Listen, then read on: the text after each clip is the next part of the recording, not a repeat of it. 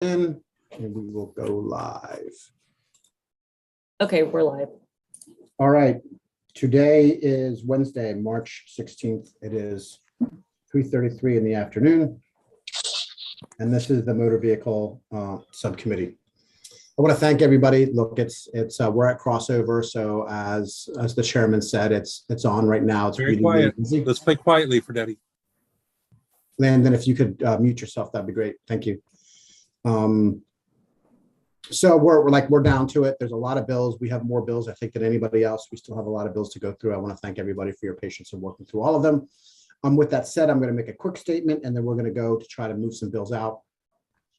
The towing bill, Delegate Foley's towing bill, we are going to hear tomorrow. There's been a lot of movement on the bill in the last 24 hours. So I think we're getting really, really close to some agreements, and we'll talk about those more tomorrow. I do not have them on the list today because I want to move through some other things, and I want to give the advocates and everybody involved some last opportunity to come to some resolution. So with that said, let's go ahead and try to get some of these bills moving. HB 0811 is the Montgomery County Delegation Bill. It essentially does pretty much similar to what we did up on I-83 last year. It applies, it puts in 2 speed cameras on the ICC determined by MDTA within Montgomery County. And the bill has been reworked several times, and it came out of the delegation. Oh, look, surprise, surprise. I see Delegate Love's hand up. Delegate Love. Thank you, Mr. Chair. Do we have anybody on the line that can answer the one question that left the vote in delegation 23-1, with me being that one? And my question is,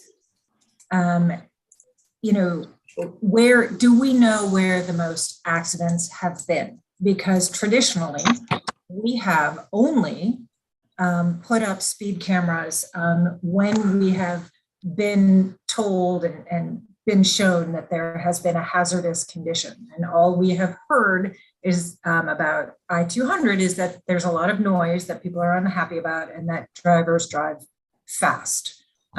So while we have some crash data, we have no information about where those crashes are, whether it's more or less than crashes in other places. So is there anyone on the line that can tell us where those crashes were? Thank you. Chairman, this is Will Pines from MDTA. I'm happy to address what I can from that question if it's helpful. Yes. As far as the ICC is concerned, when you look at the overall facility, the accidents on the facility are less than the statewide average. There are 12 locations on the facility where the horizontal and vertical alignment are right at the cusp for the speed limit. And so those do have some issues, but generally speaking, I don't, specific to the way that the bill, the most recent amendment that talks about the highest and second highest accident locations, I do not have that information with me at this time. We would obviously work with Montgomery County to evaluate the most recent accident data to be able to fully determine these locations. And we do have some concerns with highest accident and what that means, because, for example, a rear-ending accident is not the same as a speed-related accident. And so we would like to, that the amendments that were put forth that are on page 3 of 5, to be given the opportunity that if this bill were to move forward, that MDTA and our engineers would just be able to work directly with the county in selecting the locations. And that would be based on crash information, safety record long-term, and also other things like whether or not there's utilities in the way, right-of-way clearance, sight distance along the alignment where the camera would go. So we'd like a little bit more opportunity to think about how this is presented, but we do not have the exact answer to your question. But there are short answers. There's 12 specific horizontal and vertical curves along the route that are a little bit more prone to accidents. Corridor wide, the accidents are less than the statewide average. Thank you. I appreciate that. That does answer my questions. Delegate Boyce. Thank you. Delegate Love stole some of my thunder, so I did want to know what the vote was in the delegation. So it's 23-1. So I guess the question for me becomes: this bill passes, and MTA, you do your study, but suppose the areas in question don't meet the requirements for a camera, or is there such thing? Well, first of all, there are requirements from our committee, and I think, Patrick, this bill meets almost all. I'm not sure if it meets one or two categories of our prerequisited. That's for Because the question becomes, is it the road that's causing, or the I think to Mr. Pine's point, the horizontal and vertical curves may be causing accidents, not necessarily speeding, or it's the speeding along with those, whether it's at the speed limit or not, is causing the accident. I mean, as someone who, yeah, that's. Yeah, I mean, I mean, so for like 83, for instance, not only is it a speedway, and not only is it a construction issue, people do speed often, and there are a ton of accidents in the same place. So we have the cameras to help, of course, monitor the speeding, which was going to help cut down on the accidents, because we know in specifically at certain areas, there always is an accident because of the curve issue. But for here, I guess I'm just trying to figure out, what is the greater problem? Is it the construction as it relates to the speed limit, or is it a speeding problem? So, Delegate, I wasn't on the subcommittee, the Montgomery County Bill Subcommittee. Delegate Love was. She knows more. My understanding, after talking to the original bill sponsor plus the secondary bill sponsors or tertiary bill sponsors, is that it's a combination of speed, sound, all kinds of issues. But I don't know, Delegate Love, if you know more, you'd like to chime in on more. Yeah, thank you, Delegate Boyce. I think you hit the nail on the head. We don't know, and that's part of my concern with this. It originally came into the delegation wanting a lot more cameras, and the original reason given was because of noise. And then through discussions, and sort of a secondary or even tertiary reason was safety. And then when we explained the criteria for speed cameras that our committee has put out, that's what brought this amended bill. My concern is that, as you've noted, we don't know what's going on, the reasons for those crashes. It is not like I-83, and that's one of the criteria, is that it has to be a hazardous condition. I-83, as it was brought to us, was a hazardous condition. There were accidents as a result of people going really, really fast. And that is the piece that's missing here that raises my concern. Okay, and this is a local bill, and local courtesy isn't local courtesy until it's local courtesy. But I'm concerned that while there is a concern, it may not warrant enough to put up cameras. That's all. That's all I'm saying, and I'll shut up. Sorry. No, Delegate Boyce, and just FYI, because I think it's important for you to know the history. This bill originally had many more cameras on it, but then the senator that originally introduced the bill, those cameras were pulled off so that it wasn't as many cameras as they wanted, and that's why we came up with two. But originally there were many more cameras on this bill. Just as a little bit of a history to the bill. Chairman, if I could add just one point, just for the members' consideration, the assertion that cameras are going to necessarily be helpful with noise reduction is probably not valid. There's a I think distinct the committee possibility understood that people will slow down at the cameras, and then the acceleration that would follow may actually exacerbate noise in some ways. So that's it. I just want to make sure we're clear. We understood this was intended to be a speed bill, not a noise bill. So just want to make that point clear. Thank you. Delegate Healy. Oh, thank you. Thank you very much. I'm sorry I was a little bit late, but I have been interested in this bill. Some of you will remember that the original bill for these kind of problems was on what used to be called Indian Head Highway, which was a death trap and it was because of the engineering of the road. The road was widened and it goes wide and narrow, and there are stoplights in awkward places, and there have been a lot of actual deaths on that road. And that's where we first started dealing with these kind of things. And I-83 in Baltimore has the same kind of problems. They're engineering problems. And that's why the idea was that the cameras wouldn't necessarily solve the problem.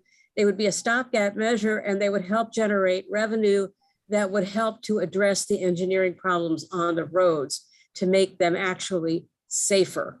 And so I think that I'm concerned about the discussion here because it's not clear if these places where the accidents are happening is because of the design of the road, which it could be, or not. And one of my questions is about the two cameras. Are they like in the same area, in both one in each direction, or are they spaced apart? Are they one in each direction, or? Are you talking about the ones in Baltimore, or are you talking about the ones? No, the ones in this bill, the two that for the ICC. I think that would be determined by MDTA. Yeah, Okay.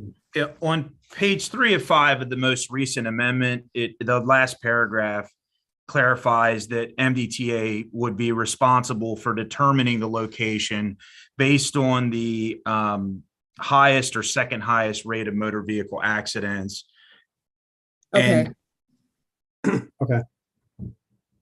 I'm sorry. You're looking at the bill page. I'm looking at the amendment page, Patrick. I apologize if I'm confusing you here. It's for the record, it's on page 4 of 4 after line 8. I know what you're talking about. It's tough to read these things sometimes.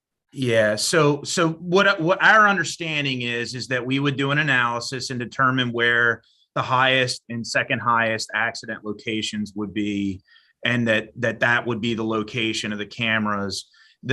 Again, the issue with that though is that not all accidents are caused by speed. And so if one amendment that we would ask for to this language is just let our engineers work with Montgomery County engineers to determine the location that would be most beneficial in helping to actually serve the speed reduction purpose that this is trying to achieve, and not be so restricted. I have a couple more questions. Go ahead, Delegate Healy. Another question, what is about MDTA set the speed limits for this, but there was testimony or someone talked to the subcommittee saying that it was originally engineered to be 70 miles an hour. And therefore, if the speed limit is artificially low, this may not be the solution. Can MDTA address that, please? Yeah, absolutely. So the ICC was originally designed with a 60 mile an hour speed limit, and it was posted initially with a 55 mile an hour speed limit. In 2013, the speed limit was raised to 60 miles an hour to align with the design speed. And at that same time, enhanced signing was put out at the areas where there are those alignment concerns that we talked about. There was some enhanced signing to help improve safety at those areas while allowing for the greater speed limit that was approved in 2013. And the last question is really, it's a combination question, because the testimony in the committee was that the speeding was not all the time. It was at certain times of the day. And it seemed to be, it might be related to another issue that we've had across the state, which is people doing racing at certain hours of the day on areas where that maybe are not being used and have the ability to be that way. So that's one question. If there has there been any study, any look at whether there's racing going on the ICC? And my last question is related to, since the ICC is between two counties, I would like you to know whether the situation in Prince George's County is better or worse than in Montgomery County. So those are my two questions. I don't have any information on specifics of enforcement and like how many folks may have been racing or not. And the time of day, I don't have that information. We may be able to obtain that from the MDTA police, but that would take some investigation. And as far as your second question about accident history in Prince George's County versus Montgomery County, I don't know that either, but the only thing I could kind of add there is that obviously the majority of the ICC facility is in Montgomery County, so I would expect that the majority of the incidents would be there as well. Okay, well, we don't know the answer to that, though. You don't know about the engineering issues on the Montgomery versus the Prince George's areas, or the number of crashes in different places. That's correct. I don't know the specific numbers between. I can give you that corridor wide across the entire length. The facility the accidents are lower than the statewide average. Montgomery County is a relatively small portion of the corridor, just given the fact of where the county line is. But beyond that, I don't have the split between PG and Montgomery County. I can follow up with that if that's desired. Yeah, I'd like to see all of that information whenever you can get it. Thank you. Delegate Parrott. Thank you, Mr. Chairman. So I did the bill with Delegate Aruna Miller in 2013 to talk about Delegate Healy's questions. The road was designed for 70 miles an hour. So there's a standard book that we use, it's called AASHTO, and they followed the AASHTO standards for 70 miles an hour. They arbitrarily set the speed limit lower at 55. And then we had the bill to increase it. I had discussions at the time with Tom Hicks, who's the director of the Office of Traffic and Safety, who is the expert in traffic engineering in the state of Maryland, was at the time. And he made sure that we knew that it was designed for 70, and he testified that in a letter. If you go back and look at the bill file, you would see that from 2013. So let's not talk about the speed limit being set at 60. Yeah, that's the speed limit, but it was designed for 70 miles an hour, and an appropriate speed limit would be 70 miles an hour. Now, there was talk about there are certain locations where there are curves, vertical curves or horizontal curves. Those are easily handled by curve warning signs if it's needed. If you go on the ICC, I don't see hardly any curve warning signs. And the reason why you don't see them is that it's not needed. The speed limit is below the design, so they don't need to put those up. If there were any crashes, they would have put those signs. They're not there. The crashes aren't there. I heard testimony that said that this highway was lower than the statewide average, where you would want to put a speed camera like we did on Maryland 210.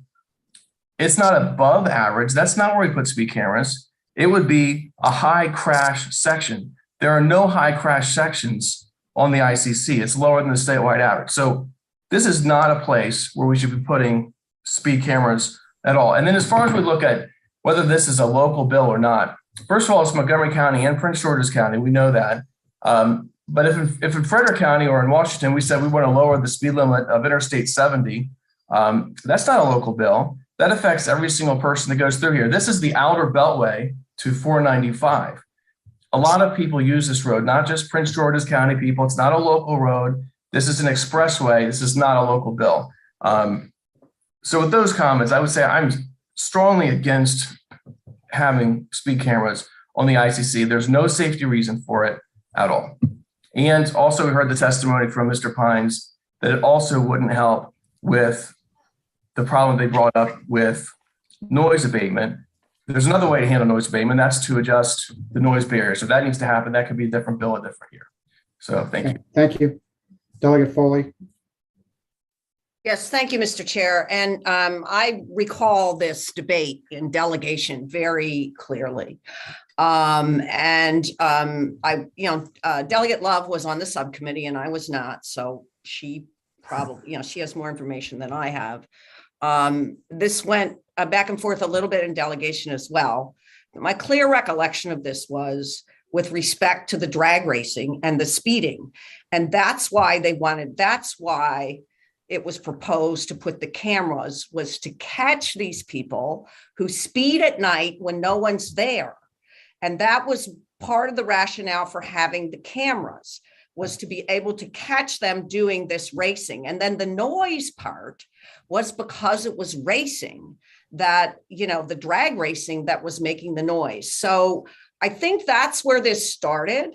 And that, correct. I mean, somebody else from Montgomery County can correct me if I'm wrong, but I think Delegate Fraser-Duggal mentioned something about this, but that's where this started. That's the problem, I think, that I recall that that this bill is trying to address through the use of speed cameras, because that's a way to catch them on camera. So anyway. That's my recollection. Correct me if I'm wrong on that. Delegate Learman? I don't have an answer to you, Delegate Foley. I wasn't in the subcommittee. I would like to move this bill favorable. Okay. Is there a second? Second. Okay. All those in favor? Well, hold on a second. Patrick, do we need to do anything on any of these amendments before this bill comes out, or before we vote on the bill? Not that I'm aware of. Chairman, may I offer two possible points on potential amendments for discussion?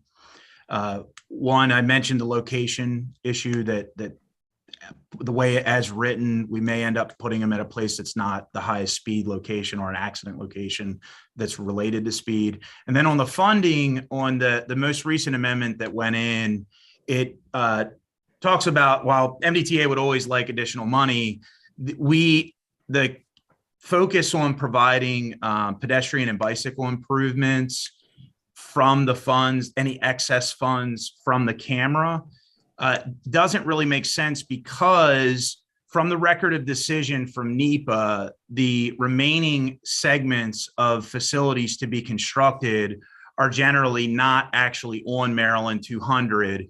And they're for things like connections to Needwood Road and Addleton Road. And so those are projects that by NEPA were designated for the county to construct. And so we're not exactly sure why they're sending the money to MDTA to construct things that are off facility, that we really, by our trust agreement, can't construct things outside of the purpose for the toll road. So we're that area of this is, again, in the amendment. Patrick, I'm sorry if I'm got you messed up here, but this was on page 3 of the amendment, where it talks about how the money is allocated from Montgomery County to the comptroller to MDTA. We're just not sure why it doesn't just stay with the county, because frankly, they would be able to do the bike and ped. That's fine. We could make an amendment to do that. Well, these are good points, but we would want to have you take those concerns to the Senate, because if we do an amendment here, we have to send it back to the delegation. And Right.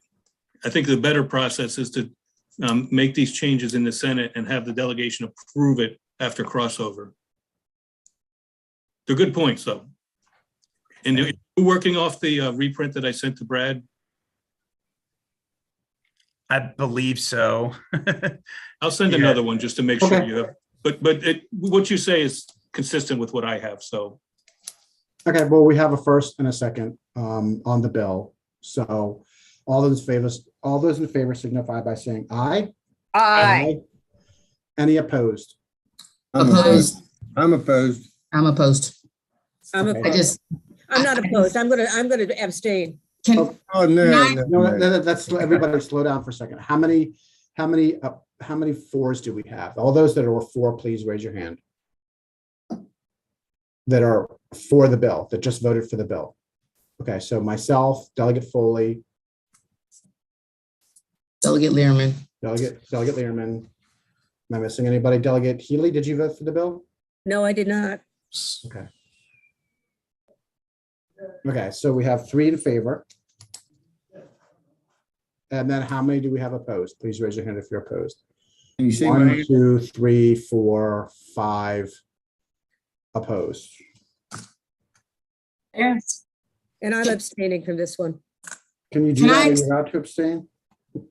Doesn't Chair, matter. can I explain my vote? Yes, please. I totally respect local courtesy. This just feels like there are many issues, and not because there needs to be or not needs to be camera. It just seems like there's more that needs to be done on the front end to discover what the actual issue is before we say we're going to do a study to put up cameras. And that is just my only concern. If this could be a bill to study what the real issues are. Delegate Parrott brought up a lot of great points about the engineering of the road, because it would be nice to know what is actually going on, but before we decide we're just going to throw up a camera. I think I'm starting to sound like Delegate Love. She's rubbing off on me. I'm getting her to stop being my wing woman, but I think it's just a strong point. I just think we don't know, and we're about to use time and money to put up something that may not be needed. So I'm sorry. All right, bill fails. Let's go to, you know what? Let's go to my bill, because I've been putting my bill off for a long time. So I want to go to my bill, House Bill 1391, and I want to talk about that in conjunction with House Bill 894. So this subcommittee has helped to work on this version of this bill for 3 years in a row. And the last couple of times, last year it got killed because of federal dollars, so we didn't pass it. The year before it got killed because of COVID. And so here we are this year. My intent with this bill, just to make it clear for everybody, I want to thank everybody for all the hard work, because we got almost to the finish line. The last 2 years, we actually negotiated everything in subcommittee. And then on both of those occasions, the rug got pulled out from under us. So this is the last bill that I intend, and I think that actually that we need as far as incentives for the adoption of electric vehicles. So this bill is a little bit different than the previous bills. One, because the previous bills, because the industry is moving so quickly that we're just trying to adapt as much as we can to the industry. Also, inflation is kind of rampant right now. I hope that stops soon, but so some of these parts are kind of hard to capture. And thirdly, because the industry is changing, I'd like to, with the subcommittee's indulgence, kind of throw a slightly wider net than just EVs. I'd like to make it a little bit larger. So Landon is on, because he has the Teams bill that he's representing from the governor's office. So trying to kind of put some of these pieces together, if you will. I will say a couple of things that the subcommittee should be kind of aware of that we can kind of discuss and then go into a little bit more detail. Is there is some amendments that open it up a little bit to heavy equipment, to give some tax incentives to heavy equipment, which you heard about in the bill hearing, and that is as we slowly work toward electrifying not only cars, but actually like equipment like backhoes and tractors and forklifts. So there's an amendment for that piece. There's also an amendment to ensure that we capture other electric vehicles, like the 3-wheeled kind. There's 2 companies, Arcimoto and Aptera, that also have really, really cool electric vehicles that we want to make sure they get some piece of an electric vehicle tax credit. And there's a couple of other pieces as well. The MSRP cap, I mean, you know that in the bill, it's $54,000. There's been a lot of pushback that $54,000 is not nearly high enough. But there's also a significant amount of pushback in the other direction, that $54,000 is too much. So the problem that we have is that's been kind of a moving target lately with inflation. But with that said, I'd like to chat about a couple of these pieces with the subcommittee to see what the will is. I will tell you that for the MSRP cap, previously we didn't have one. Then we did, I think, 70 something. Then we did 60 something. Then we got to 50 something. I think what's probably more appropriate, given what's going on, if it's the subcommittee's will, is more in the 40s, like 45 or 46. There are some electric vehicles that are available in that price range. That's not nearly as many. And you did hear from Josh Fisher from and others from General Motors that they'd like to see it higher than 54. And I kind of want to why don't we talk about that piece first? What is the subcommittee's thoughts on the MSRP cap? Delegate Boyce. Thanks, sir. So I had the same issue last year. You did. Because for me, if you can afford a $54,000 car, if you can afford a $72,000 car, I'm not sure why you need a credit. And if the credit is so that you can buy more, or that the people who are more inclined to buy an electric car or can buy an electric car start kind of buying inventory so that we start creating supply and demand. I guess I understand, but I've always thought that a credit was for folks who would like, but otherwise cannot afford because there's not enough supply and demand. And so 54 to me is like, if you can afford a $54,000 car, I'm not sure what the credit is necessarily for. Is it a credit saying thank you for buying an electric vehicle, or is it a credit to help you pay for the cost? Like, that's just been my only sticking point. Right. And I think that's a good point. And the only thing that I would say is that the costs have come down for EVs tremendously just over the last 3 to 5 years. Now, the only problem that we have is the costs are going back up because of inflation in a crazy way. But with that said, General Motors still has the Bolt. And I don't know, Delegate Learman, maybe you know, if the Bolts and the EUV that General Motors offers, and Bill Taberzi is on the call, if they're still offered at that $34,000, $35,000, $36,000 price range, because my understanding is the average price of a car used to be about $34,000, $35,000, but in the last year, it's gone from $34,000, $35,000 to like $43,000. It's kind of crazy. That's just general vehicle prices, not just EVs, but the whole market is kind of going insane. I don't know. The only reason I ask you, Delegate Learman, is because I know you have a Bolt. So I don't know if you know if they've kind of pulled that off and are selling them again. Sure, there are Bolts that are, so I think they are in the 30s. Oops, am I unmuted? Yeah, they're in the 30s. I will say there was a good report on NPR Marketplace last night about the challenges of that people want to buy EVs, but that actually the costs are going up because they're not making enough of them. And so like what the manufacturers are making right now, they make what they make, and they don't make them in response at this point to demand.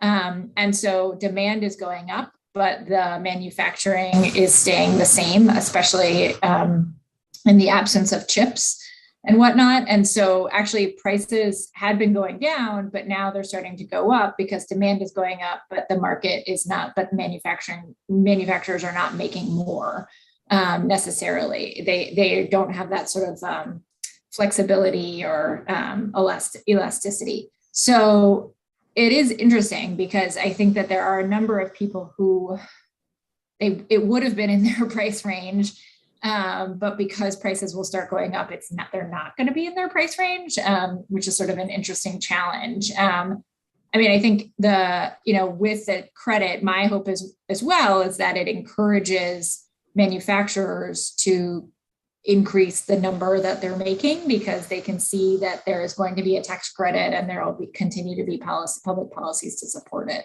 So just my 2 cents. Thank you. So what I'm hearing so far is that there's Mr. Taberzi, I see you with your hand raised. Thank you, Mr. Chair and members. Delegate Learman has it exactly right as to the cost of the Bolton and the Equinox. And in a funny way, the pandemic is causing the cost to rise, as Delegate Learman said. But I also want to be clear, we actually support the bill at the 55,000 number that's in the bill. We think it's a fair compromise. We disagree with some of our international colleagues, but I think 55 is a good compromise from some who want it to be higher.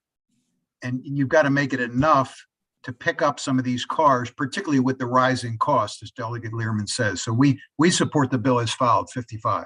Thank you. Thank you. And to Delegate Learman's point, I've been following very, very closely. Some of these EVs have gone up in cost as much as $8,000 or $10,000 in 6 to 8 months, just because of the pandemic, because of chip shortages, because of all kinds of things, to Delegate Learman's point. Josh, Mr. Fisher, I know you want to jump in. Yeah, thank you, Mr. Chairman. Sorry, my camera's not working. We've always understood the purpose of the incentive to encourage all EV sales. Frankly, any vehicle that's going to cost over $45,000 up to $65,000, where we are with EVs, lower middle income folks are unlikely to be able to afford those types of vehicles to begin with. And given Maryland's stated goals in terms of EV sales, the state needs all consumers and all types of EVs to succeed and be deployed to Maryland roads. So when you tighten the program and limit its effectiveness, you're not going to be able to achieve your goals. Long term, these types of incentives won't be necessary because the market will sustain itself. But as we've seen over the years, enough's not being done to get EVs on the road. Maryland needs to basically sell about 64,000 vehicles a year until 2025 to match your goal. And you're selling a few thousand a year right now.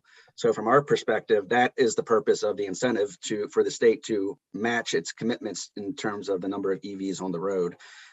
So we would not like to see the cap lowered. 45,000 would certainly be, in our opinion, too low. And you're still not going to be able to capture those lower middle income purchasers right now. Over time, yes, battery prices will come down, vehicle prices will come down. But given where Maryland is at right now, we would oppose lowering the cap anymore. Yeah, I don't disagree with you, Mr. Fisher, but there are some realities here that I could feel from the subcommittee and from others that the $54,000 MSRP cap is going to be very problematic in this bill. Mr. Chair, can I ask a quick question? Yes, Delegate Boyce. So, especially last year, I started researching just about can I actually afford an electric car? And I was looking up some stuff and I was like, oh, 39, 38, Volvo's got a little something going on. Like I started looking at it. And so I guess the question would be, if I went in and bought a $38,000 car, would I still be eligible to use the tax credit? Or does it have to be 54 or more? No. You would be eligible all the way. Okay. If we pass the bill as it stands, if you have an MSRP, if the MSRP cap is 54, as long as your car's MSRP was below 54,000, you'd qualify. That makes me feel better. Thank you. 30, you qualify.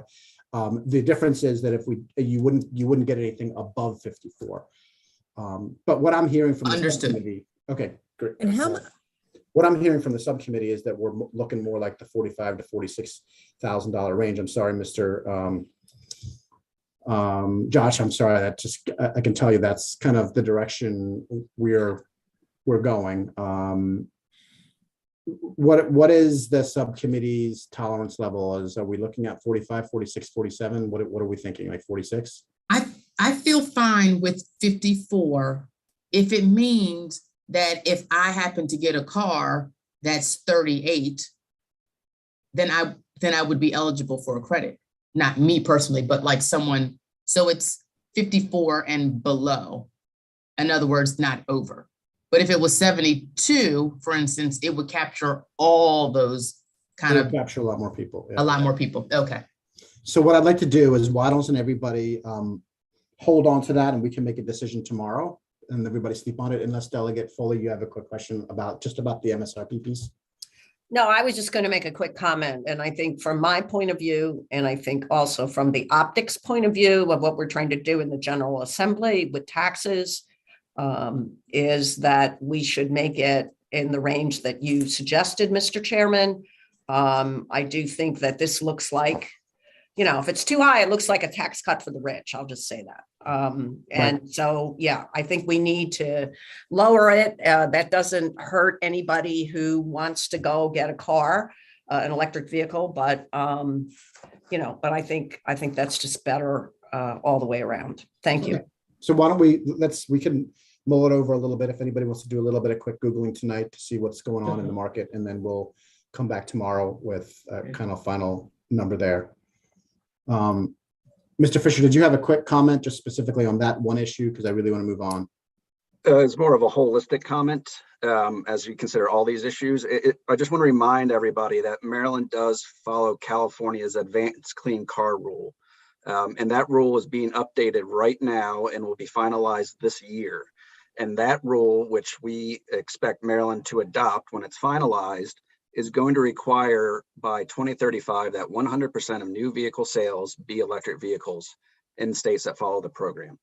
But it also means in 2026 that about 36% of all new vehicle sales have to be electric. So that means Maryland residents will have to buy electric vehicles. And if the state is not creating the right environment right now, that's going to be frankly impossible to achieve.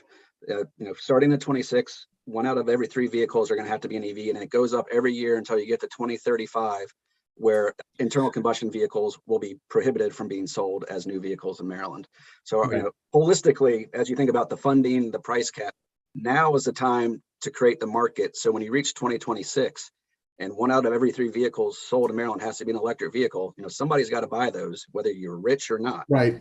And so you need the market created now. So again, just that comment and make sure everybody understands what is coming to Maryland. This program, we fully expect it to be adopted in Maryland. If Maryland follows California right now, the sales requirement is only about 8%. But in a handful of years, it's going to be 36% all the way up to 100 by 2035. So yeah, and Mr. Fisher, I would say, I think that while that's the latest news, that the subcommittee we've done some briefings with the subcommittee. They're aware of the broad strokes of the zero emission vehicle mandates. So they're aware that this is a direction we're very heavily moving. All right, Can I ask just one last little question? Yes. If just for point of reference, what does somebody have the median cost of a brand new car in Maryland, regardless of whether it's EV or regular? I can look it up, but my last look was somewhere, Josh, maybe I think it's somewhere in the 42 or 43. It was just 10 grand less than that just a couple of years ago, but what's been happening lately is kind of insane. Mr. Chairman? Yeah. This is Peter Kitzmiller. Hey, I think the last NVA publishes a report every month on the average used car and average new car price in Maryland. Doesn't break it down by EV. It's just average across the board. I think last month it was $42,000. I think you're correct. It was $42,000 is the average price of a new car in Maryland, which is up about 13% year over year. Yeah, that's what I thought. That's what I checked, Pete. Like a couple of years ago, we were in the $35,000 range, but it's been insane. I mean, this is I don't want to belabor this. This is an aberration. It is the biggest aberration in the 35 years I've done this. I mean, my dealers are about 10% of their normal inventory. And I just got back from a meeting in Las Vegas and with, all the dealers and all the manufacturers, and it doesn't look like it's going to get a lot better until the end of the year, but I don't think it's certainly not going to be any kind of a permanent situation. But right now, I mean, we're dealing with literally 10 to 12% of our normal inventory. And EVs is probably worse than that. They just don't have the chips to build them right now. So if the average price of a brand new car in Maryland right now is 42, what if this were set at whatever 54, what it's at now? When you subtract out the discount or the tax credit, what does that leave as a cost for people paying for it? It depends on the vehicle, but it's generally speaking, it's $3,000. So depending on your situation, it'd be $3,000 off. But it's excess tax credit. So I understand. Thank you. Okay. All right. Let's move on to, and Landon, I'm happy for you to jump in when we talk about, and Matt Boley, if Matt's on, kind of trying to encourage some of the heavy equipment. I'd like to set aside a little bit of money for some of the heavy equipment. There's some manufacturers that are coming in that are doing like forklifts and battery operated forklifts and equipment there. Matt, where's Matt? Yeah, I'm here, Mr. Chair. Glad to answer your comment if there's any questions or concerns. Can you just list out what a couple of pieces of that equipment is? Yeah, exactly. So we'd use the definition heavy equipment property.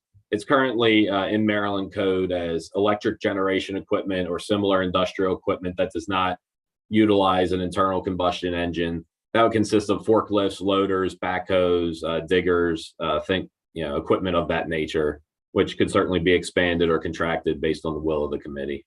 Okay. That's an emerging market. And so I'd like to have some conversation about how people feel about trying to put some kind of incentives for those. What's the average price of one of those pieces of equipment, Matt? So it ranges certainly on the size and the scale. I think forklifts, you're going to start at 60, 65,000, and I mean, it can escalate it escalates very quickly, 120, 150, 180, just depends on the size of and what piece of equipment it is. Okay. Questions. Landon, did you want to chime in? I know we had a little conversation and what your thoughts are. Yeah, I think though it wasn't included in the TMAC, I think we're in agreement with Mr. Boley here that there is an opportunity to capture that. And what was included in the TMAC was looking at adding just essentially a pilot program large enough to make a dent, but small enough to remain nimble, to encourage medium and heavy duty vehicles. That's, really the next thing we're seeing coming down the pike as far as on the federal level, the EPA and Maryland, at MEA, we'd like to jump on that opportunity, see if we could encourage conversion of those kind of concentrated areas of diesel pollution. So if you had a commercial or industrial area, you could simultaneously do the trucks that deliver stuff to stores or to individuals, and you could also do in the vehicles in the warehouse that Mr. Boley was just speaking about. So I think what's the average price of those, Landon? The incremental cost of most of the road going medium and heavy duty vehicles is significant, up to even 100%. So no, what's the cost? Like what's the MSRP on these things? What do these things cost? I'd have to double check on like a class 8. Right. Right. I'd have to double check honestly with our transportation program manager. I don't have the exact number. I apologize. What do you have in your bill for an amount for that? Like, I think, we're just looking for, I want to say it was at $5 million a year, which is a fairly small program, but, really, I think there are private partners in Maryland that are already looking to decarbonize their transportation fleet. And it may just be a matter of helping them get the supply equipment, which is different from that of road going passenger vehicles. It may be just, helping out, Mr. Boley's efforts in getting some of the 24-hour operation vehicles inside converted. So I think that's a good start. Okay. I don't know if we'll be able to get that much, but we can try. But as far as those trucks are concerned, these trucks are $100,000, $150,000 trucks. Yeah, I think, that was my ballpark would be if you were looking at a $100,000 gasoline powered or diesel powered vehicle, you'd be looking to increase that by 50 or even 75%, putting it So at what 150, 175,000. What are you thinking, like an incentive for that in the $5,000 or $10,000 range per vehill, depending? Is that what you're doing? So, as this is an emerging market, if this, hypothetically, if the program did pass in the legislature, we were able to do it. I think we're going to have only a few applicants, and their needs are all going to differ greatly. And that's why there isn't too much proscriptive language in the bill. It could be, taking a piece of that incremental cost, as you said, Chairman, $10,000 or $15,000 on a vehicle may do it, or a handful of vehicles may be enough to help cover those incremental costs, spur the private investment in these kind of vehicles, and then we would still have the ability to perhaps help with the electrical infrastructure that would be needed as well. Okay, Louis. Thank you, Mr. Chairman. I'm sorry. Thank you, Mr. Chairman. Just they're running about for a commercial tractor, you can safely assume about $300,000. A diesel powered tractor is roughly 150 to 175,000 today, and the fees are running actually up to 400,000 in some cases. But that gives you some idea. Thank you. Sure. So from the committee, thoughts on pivoting a little bit from traditionally what we've been doing? Is everybody on board with this concept of trying to throw a little bit of money toward trucking?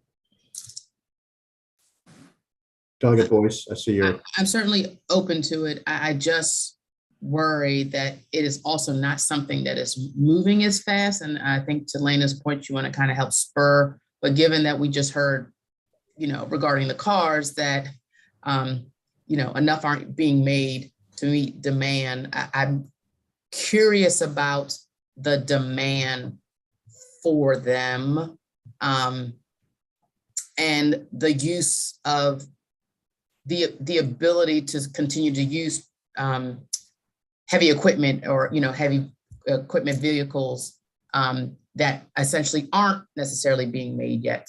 Does that make sense? Because I know that's been the biggest discussion and concern, is that while it's important that we move forward, there are just some vehicles that are not being made at this point. And so you mentioned light to medium, or medium to heavy duty vehicles. So I guess I would be supportive of it, but knowing that it is also not as high as a demand as regular cars are. And I don't know. Right. Or it seems, I mean, I don't. Well, I know that Volvo and some other manufacturers are already coming out with the trucks. So yeah, we went last year in Washington County. I was with Delegate Parrott for the Volvo trucks. They were pretty awesome. I mean, they are smooth. They don't even hum. But again, just the question is how much demand is there out there for it? And how do we want to make those incentives available? Right. So my thought would be we would, in the bill, carve out a certain amount of money to give, same thing with the other pieces. Okay. Any other questions on this piece? Okay. So what I'm hearing from the committee is people are going to do some Googling overnight on MSRPs on regular EVs. We're going to look at doing something for medium and heavy trucks. We're going to look at doing something for some of these like backhoes and front end loaders and forklifts. And then, and so I'll come back tomorrow with kind of some ideas about what I think everybody likes, and then we'll go from there. The only other piece I think, Landon, that you wanted to mention, and I don't know if there's enough money to do this too. I know we had a brief conversation about it. As far as infrastructure, I'm concerned that we need a lot more than $10 or $12 million a year for the next couple 3 or 4 years. I'm concerned we need more like a couple of $100 million a year for infrastructure. But what are your thoughts there? There is some federal funds coming for that purpose, and MEA currently has the electric vehicle supply equipment program. It's essentially a charger rebate that has been popular. That program is in statute for the next fiscal year, the upcoming fiscal year, and then expires. The odd thing about that particular piece of law, that section of law, is that it actually caps MEA at $1.8 billion, right? So it doesn't set a bar, it sets a ceiling. We expect that probably next year, maybe even this year, that we'll be exceeding that. But 1.8 million. Mm-hmm. Okay. And the great majority of those are residential applications. But maybe we could. Are you suggesting maybe we could put something in an amendment to the bill somehow that suggests that if contingent on federal dollars that we fund? I believe those federal dollars are going through MDOT, and I don't know if anybody is on the call from MDOT, but I think those are going to be assigned through, because it comes through the Department of Transportation, it would filter down to MDOT. We might not need anything for that. I think I'm fairly certain there are some federal funds coming for that. And then of course, the state continues to, through the Volkswagen settlement funds, to deploy chargers that way as well. But those chargers are for EVs, they're not for trucks. That's right, yeah. So, I think for the trucks, I think probably the way to start for the medium and heavy duty sector is putting them where they're going to be based at home, right? It's going to be somewhat difficult to get started on cross-country trucking, but, putting them, combining, having the one program that combines incentives for the trucks and the incentives for the infrastructure, right? Puts the charging where the trucks are to begin. And then, for 95 corridor, I know is on people's minds, that those federal funds, I think, should be looked at for that purpose. Okay. Thank you. Any other questions on this bill? Otherwise, I'll do some research. Everybody else do some research. We'll come back with some better recommendations tomorrow. And I want to thank everybody because this is a total moving target. The industry is changing so quickly, and there are so many inputs. It's not just the industry's changing, but we have this war going on, and that is doing things to gas prices, which we all know, and that's also doing things to, and there's chip problems. There's all kinds of different pieces that are rolling this around. Delegate Healy, before we move on, go ahead. Yeah, just one quick question about these larger industrial type vehicles. The city of Hinesville, where I live, has a garbage truck now that is electric. Yep. And would these kind of things also be incentives for local governments to use to change their fleets over to? Yeah, I think that's a good idea. I think we can. The only concern that I have, Delegate Healy, and maybe you can help me with it, is money. Like I'd like to see a lot more money for this, and absolutely, I get leadership that. kind of talking about certain numbers, and obviously from this hearing. But I mean, it just if a town, I'm sorry, I didn't mean to interrupt you. No, we just need more money. We need a lot more, and we don't need a little bit more money. We need a lot more money for this stuff. But yeah, I'm going to make a note about trash trucks. It's just that that's like they may not even need as much of an incentive as like in the open market for an individual buying a vehicle or a company, because they already have an incentive to want to do this as public policy. So a small incentive that it might be even something that could be done for them. That's all I'm thinking. Okay. All right. Thank you. I will work on all of this stuff. Please, if anybody has any other ideas, please call me or text me. I'll work on a lot of this tonight. In the meantime, we're running out of time, but I do want to go through House Bill 1433. Yes. We have enough time to get through that, and then we'll come back to the rest. That's Delegate Walker's bill. As many of you remember, we tasked Delegate Walker with coming up with a name, and he did. Move favorable. Second. Okay, I don't have to do any more talking. All Let's those go. in favor of the favorable, please signify by saying aye. Aye. And Patrick, just so I know, there are no amendments. There's nothing we're not considering. This is a clean bill, right? Clean. Okay. All right. And that was unanimous. There's nobody opposed or no abstentions. Okay. So quick question. There are no amendments, but can we pile onto this somehow? I Put a will full talk to the committee. chair. Okay, I'll talk to the chair. about making an exception, because if there's going to be an exception made, it should be this bill. Amen. I agree. Yeah, you're right. Yep. Regina, you're right. Okay. Patrick. It's am I missing 4:30, anything? so we got to go. Yeah, we got to go. All right. Thank you.